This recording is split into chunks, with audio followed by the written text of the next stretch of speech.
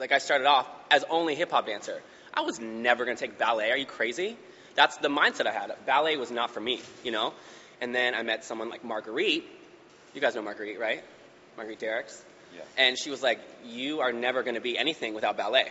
You know? So it's like, I understand the mentality of only wanting to be what you are and what you know and what you come from, you know? But going back to what I was saying, as a choreographer, people sometimes discriminate against you if you don't show that you can do everything. Don't let your ego get in the way, too. Don't say, I'm a hip-hop dancer, so I don't do ballet.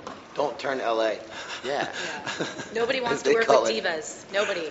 Yeah, you gotta put your ego aside and realize that you're a dancer, and if you want to pay the rent and you want to work as a dancer, you know, you need to do as many things to make luck favor you. You know what I mean? Like, be prepared when you come out here.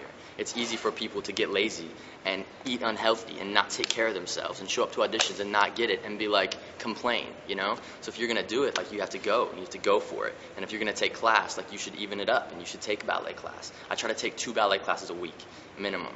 And I take a beginning ballet class. You'll see me at Edge at 7 o'clock taking intermediate ballet with people who've never done it before. You know, like, and it takes, I don't know, you just have to, just step aside. You got to practice it. Yeah, practice makes perfection. That's what it is. So when you get in there, practice every aspect of all your dancing, because ballet is the foundation. It's going to help you with everything. Everything. Get in ballet class. Nobody takes ballet class anymore, and it's key.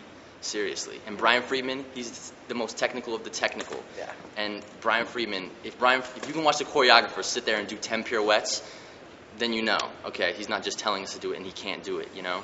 Like, he's a classic example. And he can look at dancers and be like, they're not working hard, blah, blah, blah, blah.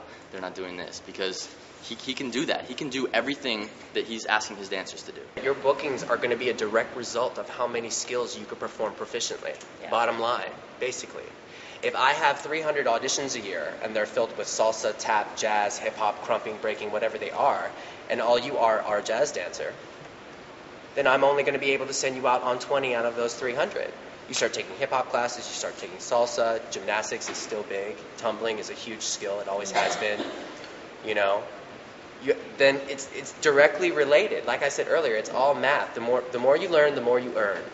I learned the hard way. I've been doing, I started acting and dancing at the age of 2, so I've been doing this my whole life, and I have learned that you have to work very, very hard, because I promise you, if for 2 seconds you drop that ball, I promise you there are 10 other people behind you that are willing to work just as hard that will replace you without batting an eye.